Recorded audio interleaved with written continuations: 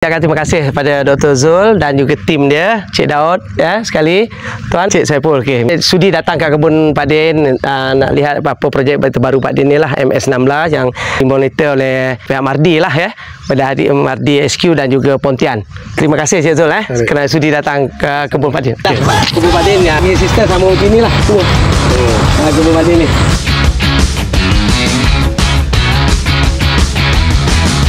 Di Telintan dan juga Sungai Besar dia ada tengah ni.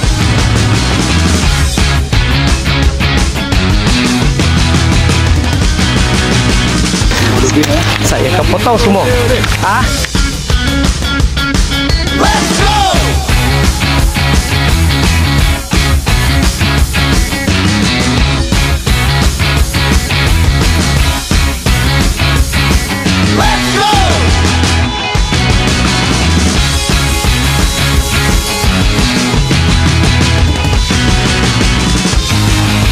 Doktor, ni dah. Okey. Tanya apa dia? Tanyalah. Okey. Betul memang boleh pergi. Tak, dia memang boleh pergi. Sebab dia sedap nanasnya dalam dia. Let's go!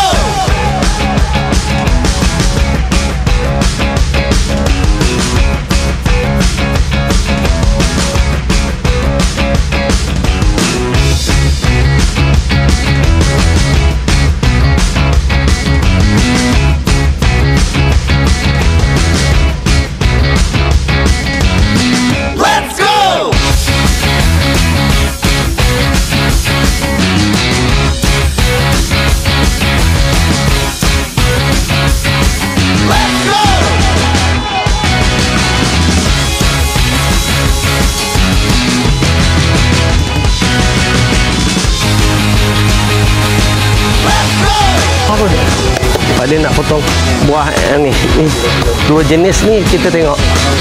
Okey. Kita tengok yang ini macam mana. MS16.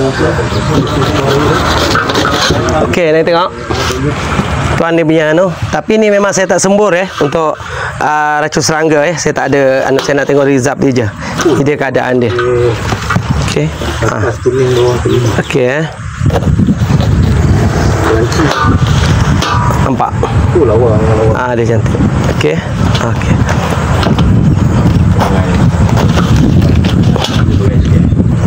Tak beraya ni kira cantik lah. Sebab ini boleh sesuai semua buah lah ini kita boleh potong apa semua boleh. Kan memang cantik. Dan ini yang jenis 5 hari saya petik dah. Ini dah 5 hari kah? 5 hari dah. Saya dah simpan. Dah 5 hari dah. Memang saya okey, tangan kiri saya bagi, minta maaf. Bismillahirrahmanirrahim. Minta maaf tangan kiri. Okey, baik. Cuba duduklah dulu tak apa. Duduk kursi dia. Boleh ke tak boleh? Kalau 5 hari rasa dia macam mana? Sebab 5 hari ni. Sedap. Sedap tuan. Balik ke kampung Boleh tak? Saya nak tuan datang sendiri rasa hasil saya nak buat kajian. Saya nak bagi rasa